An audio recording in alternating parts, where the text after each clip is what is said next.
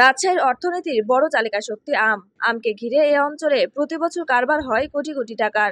কিন্তু এবার বৈশাখের খরতাপে পড়ছে গোটা বরেন্দ্র অঞ্চল। বৃষ্টির দেখা নেই দীর্ঘ সময়। এ প্রতিকূল বৈরী আবহাওয়ায় গাছ থেকে ঝরছে আমের গুটি বা করালি। তবে এবার গাছে মুকুল কম আসা, মুকুল ফোটার সময় বৃষ্টি হওয়া এবং প্রচন্ড খরার কারণে উৎপাদিত লক্ষ্যমাত্রা অর্জন করা সম্ভব না বলছেন রাজশাহী ফল গবেষণা কেন্দ্রের প্রধান বৈজ্ঞানিক কর্মকর্তা। রাজশাহী জেলার আমবাগান ঘুরে দেখা গেছে বাগান জুড়ে আমের করালি এলেও প্রচন্ড খরায় ঝরে পড়েছে করালি। আম চাষিরা বলছেন টানা বৃষ্টিহীনতায় ফলন নিয়ে তারা খুবই চিন্তায় পড়েছেন। বৃষ্টিপাত না হয় বাড়ছে না আমের আকারও, সেচ দিয়েও খুব একটা ফল পাচ্ছে না বাগান মালিকরা। উৎপাদন খরচ বাড়লেও ফলন বিপর্যয়ের আশঙ্কা থেকেই যাচ্ছে। আর্থিক ক্ষতির আশঙ্কা থেকে চরম উৎকণ্ঠায় ভুগছেন আম চাষি ও বাগান মালিকরা।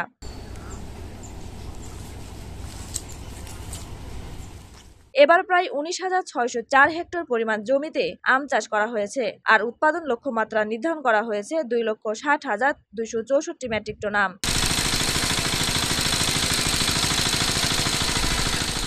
প্রচন্ড রোদ ও খরার কারণে আম গাছ থেকে ঝরে পড়ে যাচ্ছে। এজন্য গাছের পরিচর্যা করছি, কীটনাশক ব্যবহার করছি এবং যেখানে সেচের ব্যবস্থা আছে সেখানে সেচ দিচ্ছি, যাতে আম থেকে কিছু টাকা পাওয়া যায় বলে জানালেন আম চাষি ও ব্যবসায়ীরা। যে আপনি সেচ দেওয়ার ব্যবস্থা আছে সে সেচ দিচ্ছি, সেচ দেওয়ার ব্যবস্থা নাই সেটাতে একটু ভালোভাবে যত্ন নিচ্ছি আর কি। এবার প্রথমত আমের মুকুল কম হয়েছে, আমরা পরিচর্যা করছি, কি বীজ সেচ দিচ্ছি, যেখানে সেচ দেওয়ার ব্যবস্থা আছে সেখানে সেচ দিচ্ছি। খরানির লাগি প্রচুর পরিমাণ আম ঝুরি পড়ে যাচ্ছে। যেগুলো সেচ দেওয়ার ব্যবস্থা আছে সেগুলো দিচ্ছি, যেগুলো সেচ দেওয়ার ব্যবস্থা নাই সেগুলো তো দেওয়া যাচ্ছে না। প্রচুর পরিমাণ আম ঝরে পড়ে যাচ্ছে খরানির লেগে।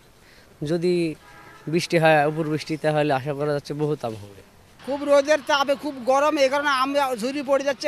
আমের পরিচর্যা নিচ্ছি এবং ভালো থাকার জন্য আমরা গাছের গোড়াতে পানি দিচ্ছি, রাখছি আমরা যেন আমরা পড়ে না এবং বীজ দিচ্ছি, এই কারণে আমরা না পড়তে পারে। আর প্রচন্ড তাপদাহের কারণে আম চাষিদের বাগানে সেচ সহ বিভিন্ন পরামর্শ দিচ্ছেন ফল গবেষণা কেন্দ্রের প্রধান বৈজ্ঞানিক কর্মকর্তা।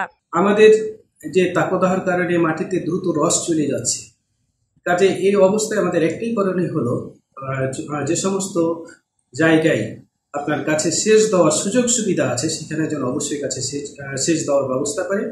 পাশাপাশি যদি সেচ দেওয়ার সুবিধা নাও থাকে, যদি কোনো রকমে আমের গাছে স্প্রে করার সুযোগও থাকে, তাহলে সেটা দিনের শুরুতে অর্থাৎ সকালবেলা অথবা বিকেলবেলা ঘন ঘন যদি পানির সেখানে স্প্রেও করা যায় তাহলে কিছুটা রক্ষা হবে। খরা ছাড়ার প্রাকৃতিক কোনো বড় ধরনের বিপর্যয় না হলে রাজশাহীতে আমের যে লক্ষ্যমাত্রা রয়েছে তা পূরণের সম্ভাবনার কথা বলছেন আম চাষি ও ফল গবেষণা কেন্দ্রের কর্মকর্তারা।